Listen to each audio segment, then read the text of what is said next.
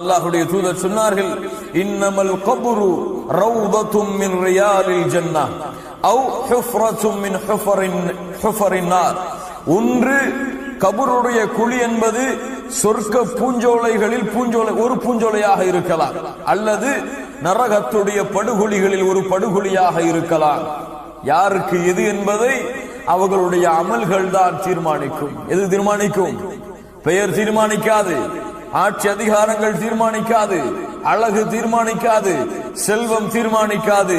யாருக்கு சொர்க்கத்துடைய பூஞ்சோலை, யாருக்கு நரகத்துடைய படுகொலி என்பதை அவர்களுடைய நல்லறங்கள் தான் தீர்மானிக்கும். கண்ணியத்துக்குரியவர்களே, அல்லாஹ்வுடைய தூதர் முஹம்மது ரசூலுல்லாஹ் ஸல்லல்லாஹு அலைஹி வஸல்லம் அவர்கள் சம்பந்தப்பட்ட ஒரு மிகப்பெரிய ஹதீஸை பரா இப்னு ஆசிப் ரலியல்லாஹு அன்ஹு அவர்கள் அறிவிக்கிறார்கள். خرجنا مع النبي صلى الله عليه وسلم في جنازة رجل من أنصار فانتهينا إلى القبر ولما يلحد فجلس رسول الله صلى الله عليه وسلم وجلسنا حوله وكأن على رؤوسنا الطير وفي يده عود ينكت في الأرض فرفع رأسه. அல்லாஹ்வுடைய தூதர் முஹம்மது ரசூலுல்லாஹ் ஸல்லல்லாஹு அலைஹி வஸல்லம் அன்சாரியுடைய ஒரு ஜனாசாவை அடக்கம் செய்துவிட்டு சஹாபாக்கள் ஒரு இடத்திலே அமர்ந்திருக்கிறார்கள். தலையிலே பறவைகள் உட்கார்ந்திருப்பதை போன்று சஹாபாக்கள் அமர்ந்திருந்தார்கள் அந்த சபையிலே. அல்லாஹ்வுடைய தூதர் முஹம்மது ரசூலுல்லாஹ் ஸல்லல்லாஹு அலைஹி வஸல்லம் தங்களிடத்திலே இருந்த ஒரு குச்சியை எடுத்து பூமியை அப்படியே சிந்தித்தவாறு நோண்டி கொண்டிருக்கிறார்கள். பூமியை ஒரு கோடு போட்டுக் கொண்டே இருக்கிறார்கள், தேய்த்துக் கொண்டே இருக்கிறார்கள். திடீரென ஃபரஃபஅ ரஅஸஹு, தங்களுடைய தலையை உயர்த்தி சொன்னார்கள், ஃபகால இஸ்தஈது பில்லாஹி மின் அஸாபில் கப்ர். சுப்ஹானல்லாஹ், சுப்ஹானல்லாஹ். அல்லாஹ்விடத்திலே உங்களுடைய கபருடைய வாழ்க்கைக்காக நீங்கள் பாவ மன்னிப்பை, நீங்கள் பாதுகாப்பை தேடிக்கொள்ளுங்கள். இஸ்தஈது பில்லாஹ், அல்லாஹ்விடத்திலே அதனுடைய பாதுகாப்பை நீங்கள் தேடிக்கொள்ளுங்கள். அல்லாஹ்வுடைய தூதர் முஹம்மது ரசூலுல்லாஹ் ஸல்லல்லாஹு அலைஹி வஸல்லம் கூறிவிட்டு மரண நேரத்திலே ஒரு மனிதன் அனுபவிக்கக்கூடிய காட்சிகளை கூறிவிட்டு அந்த உயிர் மறுபடியும் கபருக்கு கொண்டு வரப்படும் பொழுது சொன்னார்கள், ஃபதுஆது ரூஹுஹு ஃபீ சஜதி ஃபயஅதீஹி மலகான், இரண்டு மலக்குகள் வருவார்கள். ஃபயுஜ்லிசானிஹி, அவனை எழுந்து உட்கார வைப்பார்கள். கண்ணியத்துக்குரியவர்களே, நான் சொல்லும் பொழுது யாரையோ இவர்கள் செய்வார்கள் என்று எண்ணிக்கொள்ளாதீர்கள். இது எனக்கும் உங்களுக்கும் நடக்க போகிற ஒரு செய்தி.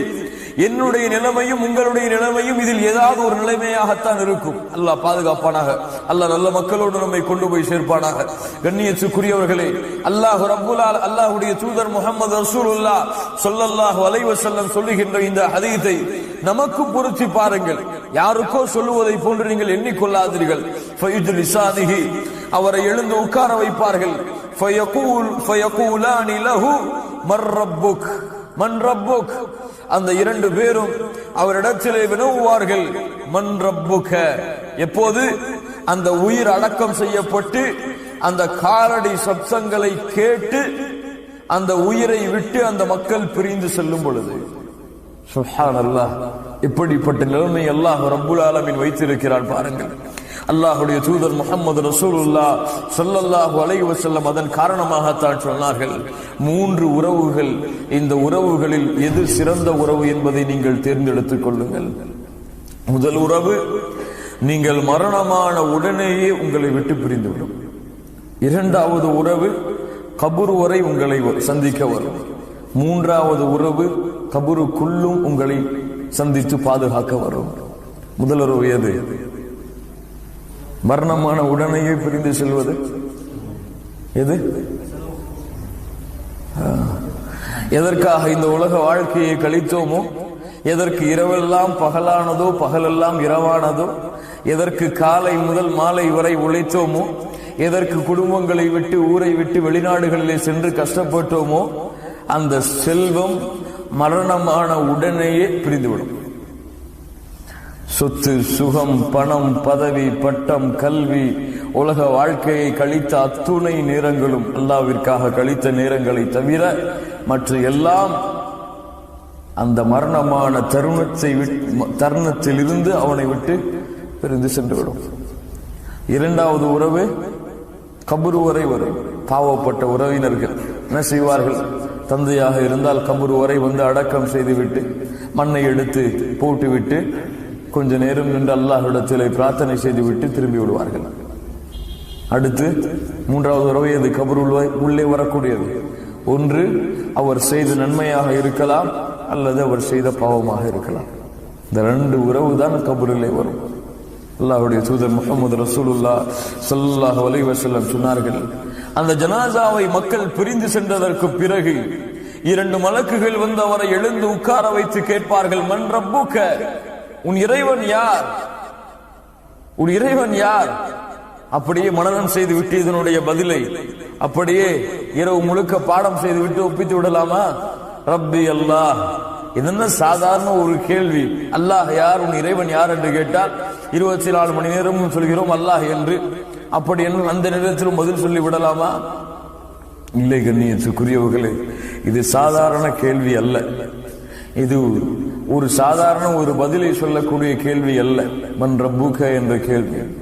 அல்லாஹ் யார், உன்னை படைத்தவன் யார், யாரை அழைத்தாய் பிரார்த்தனைகளே, யாரின் மீது முழுமையான நம்பிக்கை வைத்தாய், கஷ்டத்திலே யாரை அழைத்தாய், உறுதியிலே யாரை அழைத்தாய், மகிழ்ச்சியிலே யாரை அழைத்தாய், சந்தோஷத்திலே யாரை அழைத்தாய், நோயிலே யாரை அழைத்தாய், குழந்தைக்காக யாரை அழைத்தாய், அல்லாஹ்வின் மீது வைக்க வேண்டிய நம்பிக்கையில் எந்த அளவு நம்பிக்கை வைத்திருந்தாய், அல்லாஹ்வை பயப்படுவதில் எந்த அளவு பயப்பட்டாய், அல்லாஹ்வை பயந்தாயா, மனிதர்களை பயந்தாயா, அல்லாஹ்வின் மீது நம்பிக்கை கொண்டாயா, மனிதர்கள் மீது நம்பிக்கை கொண்டாயா, அல்லாஹ்வை ஆதரவு வைத்தாயா, மனிதர்களை ஆதரவு வைத்தாயா, அல்லாஹ்வின் மீது முழுமையான உறுதியான தெளிவான நம்பிக்கையை அவன் தன்மைகளை ஏற்று வைத்திருந்தாயா, அல்லது வணக்க வழிபாடுகளிலே ஷிர்கை இணை வைப்பை கலந்திருந்தாயா?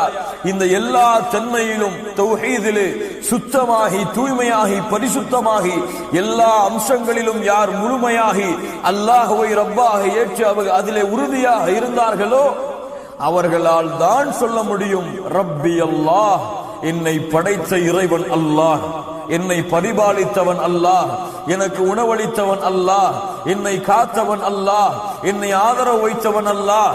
நான் நம்பிக்கை வைத்திருந்தது அவன் மீதுதான், நான் அழைத்தது அவனைத்தான், நான் வணங்கியது அவனைத்தான்.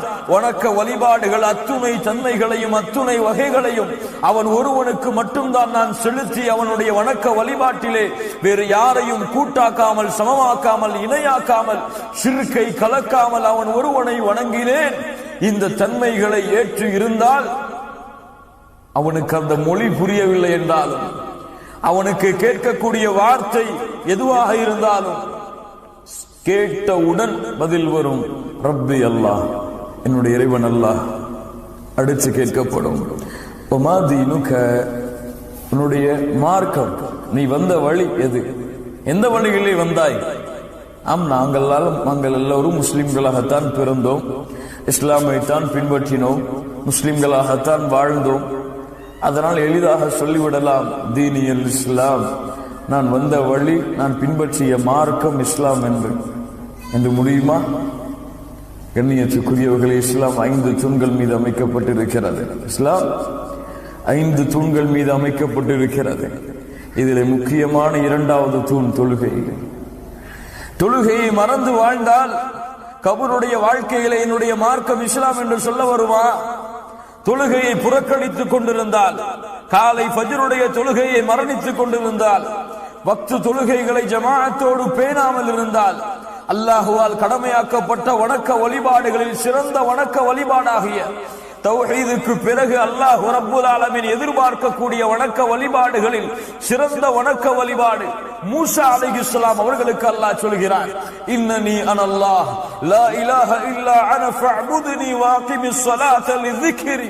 மூசா, என்னை மட்டுமே நீ வணங்கு, எனக்கு மட்டுமே வணக்க வழிபாடுகளை செலுத்து, என்னை வணங்கியதற்கு பிறகு வஅகிமிஸ் ஸலாத லிذிக்ரி, என்னுடைய நினைவிற்காக தொழுகையை நிலைநாட்டு என்று அல்லாஹ் ரப்புல் ஆலமீன் எங்கெல்லாம் தௌஹீதை சொல்லும் பொழுது, அல்லாஹ் ரப்புல் ஆலமீன் தௌஹீதுக்கு பிறகு மிக முக்கியமாக விரும்பக்கூடிய வணக்க வழிபாடாகிய இந்த தொழுகையை மறந்து வாழக்கூடிய சமூகம் தீனில் இஸ்லாம் என்று பதில் கூறுமா?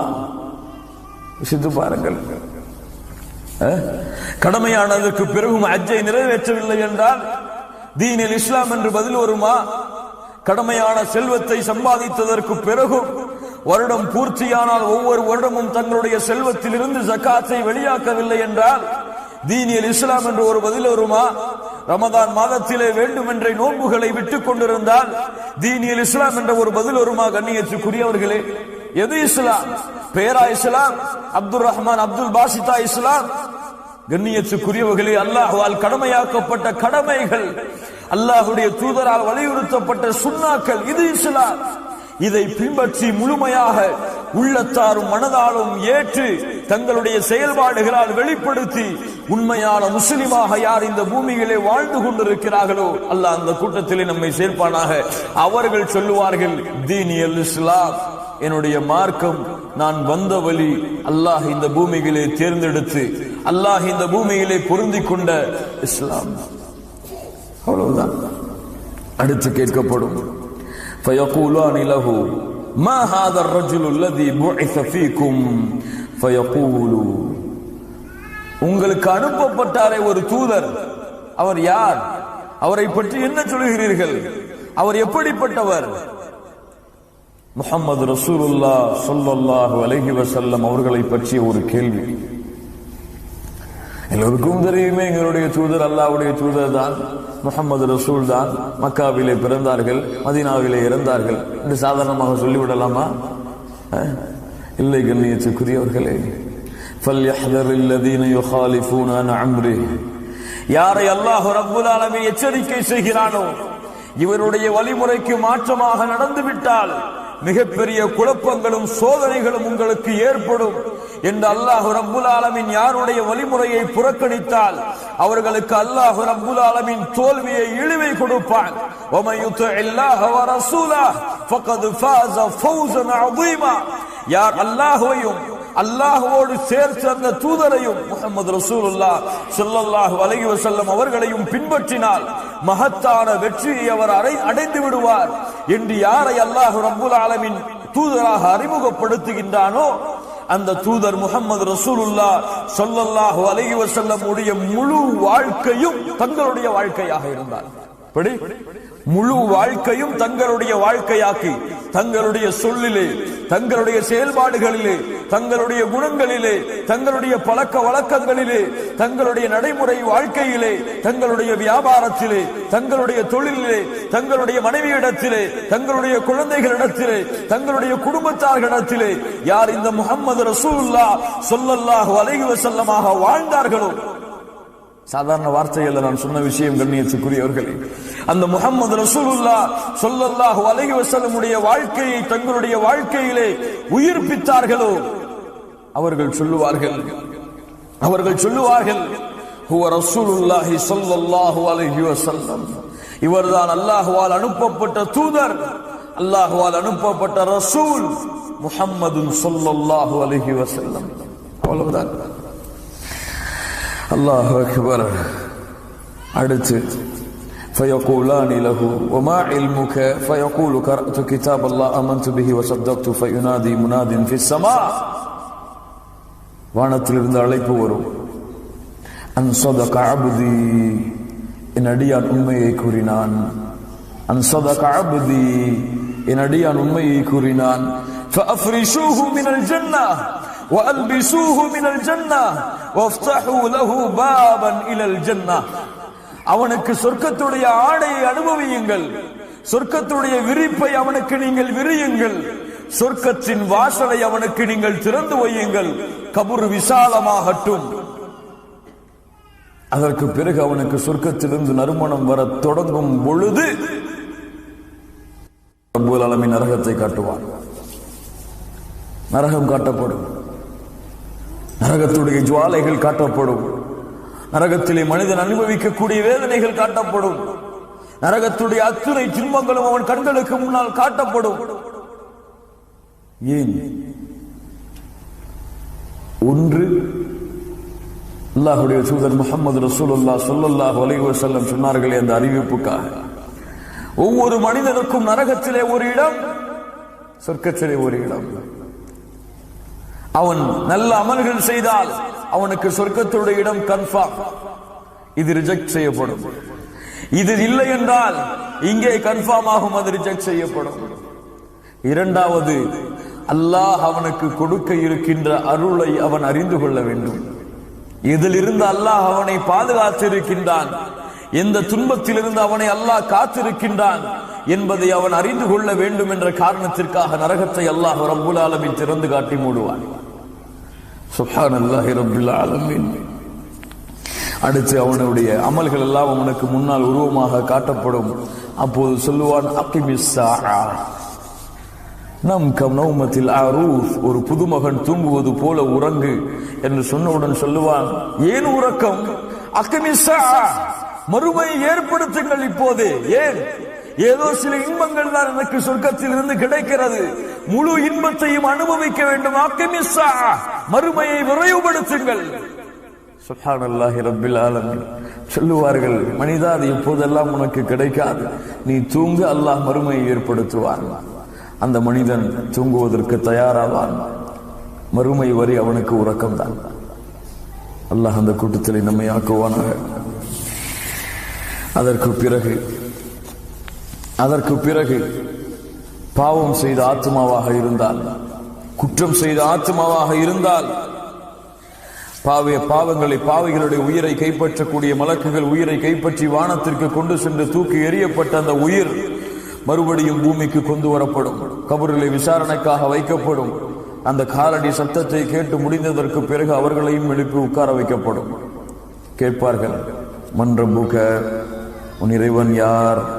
அல்லாஹுவை ஏற்றுக்கொண்டிருந்தாலும், அல்லாஹுவை ரப்பாக இந்த பூமியிலே தெரிந்து கொண்டிருந்தாலும், அதிலே உறுதியாக இல்லாமல் அல்லாஹ்விற்கு செய்யக்கூடிய வணக்க வழிபாடுகளை அல்லாதவர்களுக்கு செய்தார்களோ, அல்லாஹுவை அழைத்து பிரார்த்திக்காமல் யார் அல்லாஹுடைய நல்லடியார்களை தர்காக்களிலே சென்று அழைத்து பிரார்த்தித்தார்களோ, யார் அல்லாஹ்வின் மீது முழுமையான நம்பிக்கை வைக்காமல் அல்லாஹ்விடத்திலே தங்களுடைய தேவைகளை கேட்டு முறையிடாமல் அல்லாஹுடைய நல்லடியார்களிடத்திலே தேவைகளை கேட்டு முறையிட்டார்களோ, அவர்கள் அல்லாஹுவை அல்லாஹ் என்று தெரிந்திருந்தாலும் அந்த தன்மைகளை அல்லாஹ்வுக்கு மட்டுமே சமமாக்காமல், அல்லாஹ்வுக்கு மட்டுமே தூய்மையாக்காத காரணத்தால் என்ன கேட்கிறீர்கள், எனக்கு அதை பற்றிய ஞானம் இல்லை என்று சொல்லுவார்கள். அல்லாஹ் அக்பர். அல்லாஹ் பாதுகாப்பானாக. அதற்கு பிறகு கேட்கப்படும், உமா தீனுக, எது மார்க்கம், எது இஸ்லாம், எது உன்னுடைய வழி? முஸ்லிமாக இருந்தாலும் சரி, பேரளவில் முஸ்லிம்களாக இருந்தாலும் சரி, லா இலாஹ இல்லல்லாஹுவை நாவால் கூறியிருந்தாலும் சரி, அல்லாஹுடைய தீன் வாழ்க்கையில் இல்லை என்றால், அல்லாஹுடைய வணக்க வழிபாடுகள் வாழ்க்கையில் இல்லை என்றால், குறிப்பாக அல்லாஹ்வால் கடமையாக்கப்பட்ட அந்த 5 கடமைகள் அவர்களுடைய வாழ்க்கையிலே செயல்பாடாக இல்லை என்றால்,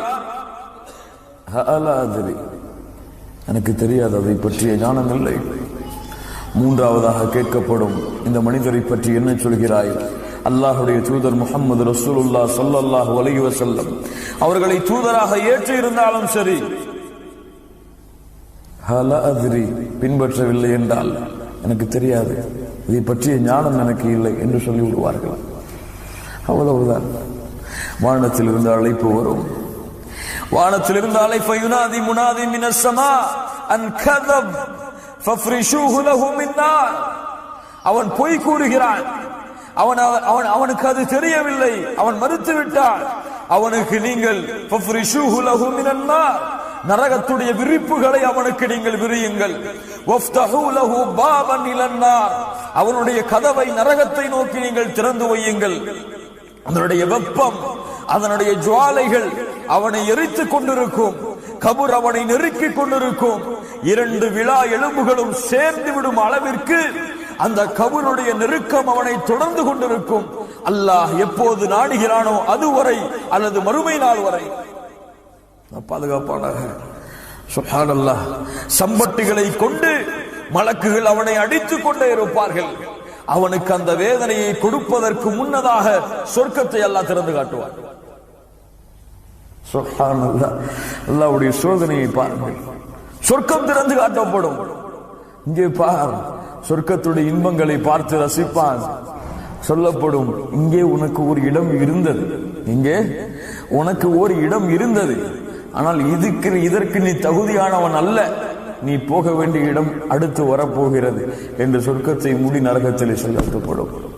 யோசித்து பாருங்கள், கொஞ்சம் சிந்தித்து பாருங்கள். அது காட்டவில்லை என்றால் கூட அந்த வேதனை அனுபவிப்பது அதுவும் சிரமம்தான். அதை காட்டி இருந்து வேதித்தால், வேதனை செய்தால் எப்படி இருந்திருக்கும் அவனுக்கு? தொழாதவன் எப்படி துடித்திருப்பான்? நோன்பு வைக்காதவன் எப்படி துடித்திருப்பான்? கடமையானதற்கு பிறகும் ஜகாத்தை வெளியாக்காதவன் எப்படி துடித்திருப்பான்? ஹஜ்ஜை நிறைவேற்றாதவன் எப்படி துடித்திருப்பான்? அல்லாஹ்வுடைய வணக்க வழிபாடுகளை புறக்கணித்தவன் எப்படி துடித்திருப்பான்? அல்லாஹ் ஹலாலாக்கிய சம்பாத்தியத்தை சம்பாதிக்காமல் வட்டியிலே அல்லாஹ்வால் தடுக்கப்பட்ட முறைகளிலே சம்பாதித்தவன் எப்படி துடித்திருப்பான்? அதை விட்டிருந்து அங்கே சென்றிருக்கலாமே. எவ்வளவு தூக்கத்தில் இருந்தாலும் எழுந்து தொழுது இருக்கலாமே. எவ்வளவு நோயிலே, கஷ்டத்திலே, சிரமத்திலே இருந்தாலும் பள்ளியிலே அதான் சொல்லப்பட்ட பிறகு பள்ளிக்கு சென்றிருக்கலாமே என்ற ஆசை வருமா? வராதா? முடியுமா? 1000 முறை எழுந்து சென்று அல்லாஹ்விடத்திலே அனுமதி கேட்டாலும் நடக்குமா? 1000 முறை அல்லாஹ்வை சுப்ஹானல்லாஹ் சுப்ஹானல்லாஹ் என்று புகழ்ந்தாலும் அல்லாஹ்வுடைய இரக்கம் வருமா? 1000 முறை செய்த பாவங்களுக்காக அல்லாஹ்விடத்திலே தௌபா செய்து மன்றாடினாலும் முடியுமா? முடியாது. அவ்வளவுதான் கபருடைய வேதனை அன்றில் இருந்தவனுக்கு தொடக்கமாகும்.